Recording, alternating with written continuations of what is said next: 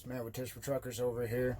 And today, I'm not wearing a button-up shirt like I usually do, wearing my Shelby shirt. Want to do a little car theme today, or do a little bit of car stuff today in remembrance of Jessie Combs, rest in peace. She was a badass chick. So, everybody, hey, if you guys don't know about Jessie Combs, I've been following her since Extreme 4x4. I've been following her for about 15 plus years, and she's just a badass chick. But just wanted to get that out of the way because she's pretty awesome. But today's video is actually about the number one thing that I wish I would have known when I first started trucking. And what is that? It's signs. Read signs. Read signs. Okay, I said it twice. But that's because you guys definitely need to do it. And when I first started trucking, I, thought that I knew what was going on and that, I don't need to read the signs. I got my GPS over here, And that's another thing is you don't rely 100% on your GPS, especially your first year. What you want to do is plan your route out on the map book and everything. Call your customers. I got a video about that. Get directions. See if you could park overnight. But plan your route on a map and get used to using a map and everything. Look at the back and the legend to look up what city you're going to, and it will say like A27 or whatever. You go to that state and you go to the columns A and 27. It'll show you exactly where the city is. I'll do another video on that later, but today this video is about signs and paying attention to signs and everything. Like I said, not relying on your GPS. But, there's so many times where where you see a no truck sign or something and get used to, there's a couple different kind of no truck signs. I'll probably throw some pictures up here on what they are. But just do research on what signs mean.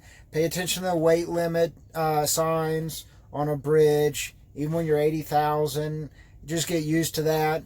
If you're, out in the middle of nowhere and you see a bridge that you can't go under.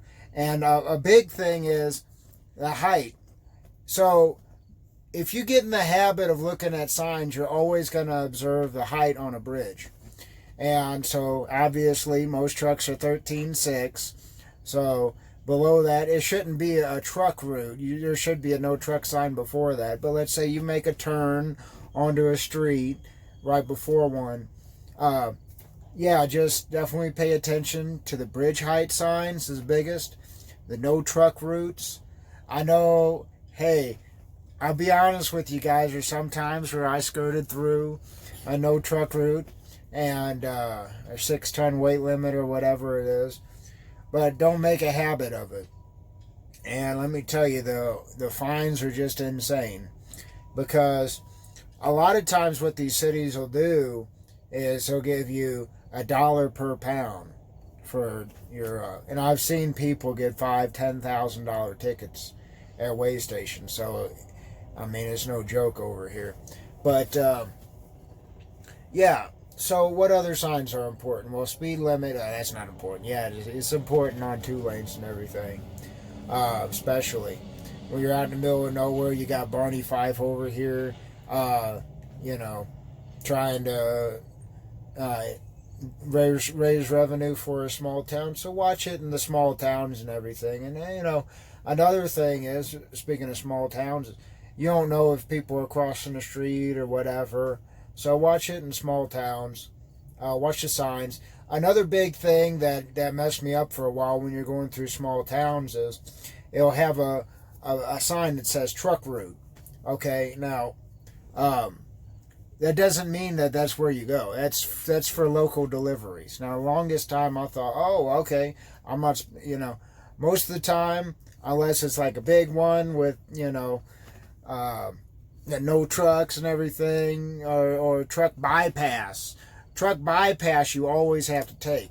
But when you see a little sign that says truck route in a small town, that's usually where the elevator is, and that's just where grain trucks go to the elevator generally, or they'll have a little industrial district there. So that's another thing that really messed me up when I was first a pup, or a little bunny rather. But yeah, I'm trying to think of any other signs. Well, right here, I'm delivering to this construction zone here, and you look for a construction entrance when you're going there.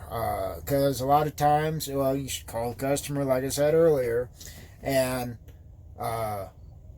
you don't want to go through the main gate 9 times out of 10. And a lot of times they'll have a construction entrance. I would have been screwed because I'm delivering to a jail here. Boy, you would have seen Tish for Truckers over here in handcuffs. But I digress. Any other important signs? Yeah, bridge height. No right on red. That's one that can sneak up on you. And let me tell you, a lot of them are BS. A lot of them are make a lot of sense. If you're pulling out of the Sap Brothers there in Denver, they got a no right on red over there, so watch out for that. But yeah, a lot of times they'll really enforce the no right on red. No through trucks is that means no trucks but local deliveries. I said call your customers, man. Yeah, call your customers for directions.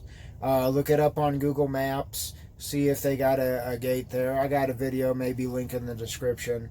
On you should really spend the night at customers. It'll save you a bunch of time. Shit, it's just taking them 4 hours to unload me here, man. No, my clock's not ticking because I spent the night here. But anyway, yeah, just read signs. Use your discretion, your good judgment and everything. Because there's some times where you're making a local delivery, it'll say no, or local trucks only, no truck route, but you know that the customer is right there, 100 feet ahead of you. Sometimes that's cool, sometimes it's not. Just use common sense. That's what this channel is really about, is just teaching people common sense. It's not that common anymore. It's Matt with Tips for Truckers. Have a great day.